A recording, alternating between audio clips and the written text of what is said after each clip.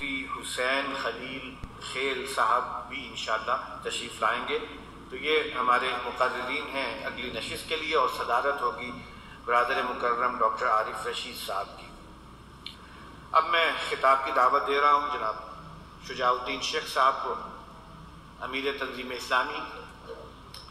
اور آپ کو معلوم ہے کہ دنیاوی تعلیم کے اعتبار سے انہوں نے چارٹرڈ اکاؤنٹنسی پڑھی ہے ماشاءاللہ، لیکن جیسے کہ پہلے کے مقررین کے ضمن میں ہمارے سامنے بات آئی کہ جب ان کے سامنے ڈاکٹر صاحب رحمہ اللہ کے ذریعے قرآن مجید کا یہ آفاقی پیغام پہنچا ہے تو پھر انہوں نے زندگی کی اصل ترجیح، بلکہ ترجیح اول خدمت قرآنی اور دین کی خدمت کو بنا لیا. الحمدللہ اللہ تعالیٰ نے ان کو بھی قبول فرمایا، اور ایک عام نوجوان کی حیثیت سے کراچی میں تنظیم میں شامل ہوئے، اور آج اللہ کے فضل سے تنظیم کی کل ذمہ داری انہی کے کاندھوں پر ہے. ان کے لیے خاص طور سے دعا بھی کریں، اللہ تعالیٰ انہیں یہ ذمہ داریاں احسن طریقے سے سر انجام دینے کی توفیق عطا فرمائے، ان کی حفاظت فرمائے. میں خطاب کی دعوت دے رہا ہوں جناب شجاع الدین شیخ صاحب. السلام علیکم ورحمۃ اللہ وبرکاتہ. الحمدللہ رب العالمین والصلاة والسلام علی سید الانبیاء والمرسلین. اما بعد فاعوذ باللہ من الشیطان الرجیم. بسم اللہ الرحمن الرحیم. لقد کان لکم فی رسول اللہ اسوۃ حسنہ. صدق اللہ العظیم. اللہم صلی وسلم علی نبینا محمد. رب اشرح لی صدری ویسر لی امری واحلل عقدۃ من لسانی یفقہوا قولی واجعل لی وزیرا من اہلی. آمین یا رب العالمین.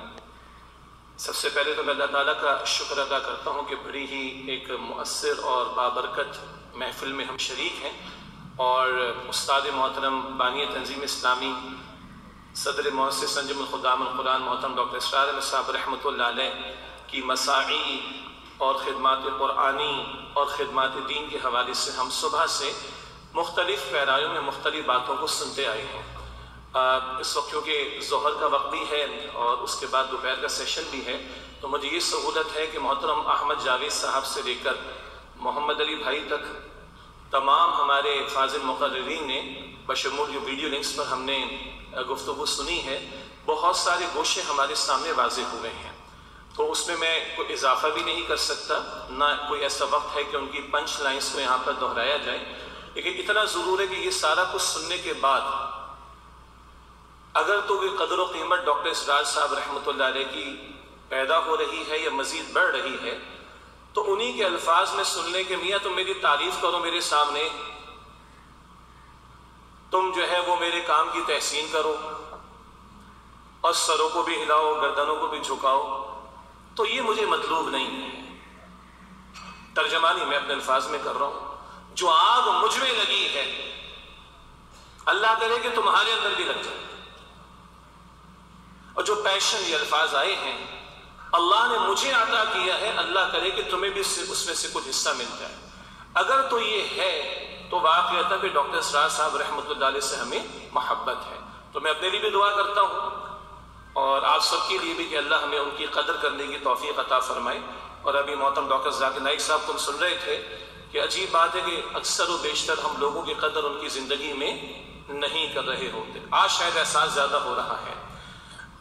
ایک اور تاثر میں یہ سامنے رکھوں کہ جو مختلف ہمارے فاضل مقررین کی گفتگو میں بات سامنے آئی، سب کو ڈاکٹر اسرار صاحب رحمۃ اللہ علیہ نے پزیس کیا ہے اور تحسین پر مجبور ہیں، اور ہم سب ان کو اپنا محسن سمجھتے ہیں، روحانی والد سمجھتے ہیں. ایک جملہ میں ایڈ کرنا چاہوں گا کہ انہوں نے کوشش کی ہے کہ دین کو ایک پروفیشن کے طور پر ہم نہ لیں. دین دھندا بھی بنا ہے، معاف کیجیے گا، دین دنیا بنانے کا ذریعہ بھی بنا ہے، اور آج کل کبھی پی آر کا ذریعہ بن جاتا ہے، تعلقات استوار کرنے کا ذریعہ بن جاتا ہے. نہیں، دین کو پروفیشن نہیں پیشن بنانے کی اللہ تعالیٰ مجھے اور آپ کو توفیق عطا فرما دے. وہ پیشن ہی ہے جس کے حوالے سے آپ نے اثرات ان شخصیات میں جنہوں نے تحسین کی کلمات آپ کے سامنے رکھے.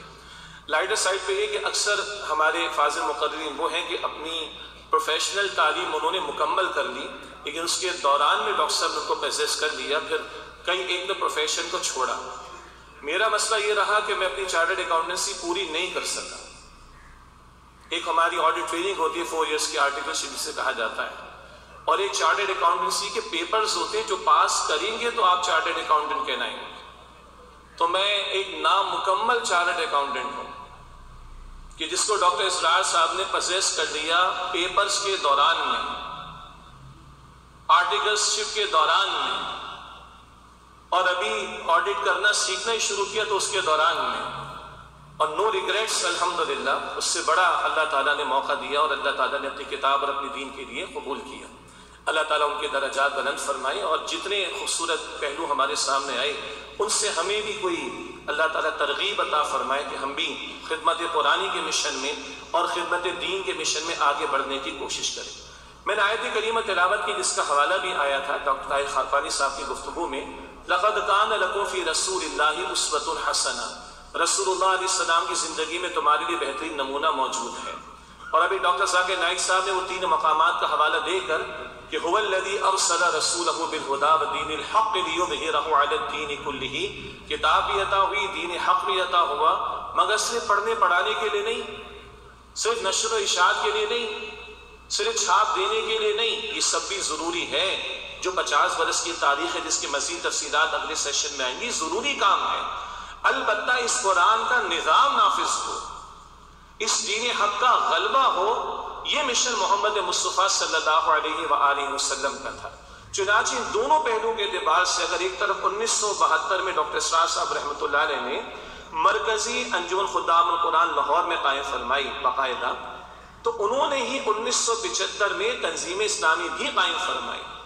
ایک طرف قرآن حکیم کی دعوت ہے، نشر و اشاعت ہے، ترویج ہے، اس کے پیغام کو عام کرنا ہے، ہائیسٹ انٹلیکچوئل لیول پر بھی کوشش، اور عوام الناس کا بھی قرآن حکیم سے ایک زندہ تعلق قائم کرنا. ایک طرف اگر یہ خدمات قرآنی ہیں تو بہت واضح انداز انہوں نے بیان فرمایا کہ یہ اصل مقصود نہیں، اس سے آگے بڑھ کر وہ دین حق کی ذمہ داری، اور جس کو ڈاکٹر ذاکر نائک صاحب نے الفاظ ہمارے سامنے اقامت دین کی جد و جہد کا معاملہ، خاکوانی صاحب نے خاصی اس کے تعلق سے وضاحتیں ہمارے سامنے رکھ دیں. ان تمام پہلوؤں کے اعتبار سے دونوں باتیں سم اب اگر کریں تو ایک طرف قرآن کو لے کر کھڑا ہونا، یہ انجمن خدام القرآن کے پلیٹ فارم سے محنتیں الحمدللہ اللہ قبول فرمائے، تو دوسری طرف ایسی سعید روحوں کو تلاش کرنا جنہیں قرآن کریم پوزیس کر لے، انہیں منظم جماعت بنانا، ان کی تربیت کرنا، انہیں اللہ والا بنانا، منظم شکل دینا، تاکہ وہ میدان میں اتر کر غلبہ دین، اقامت دین کی جد و جہد کے لیے اپنے آپ کو میدان میں لا سکے.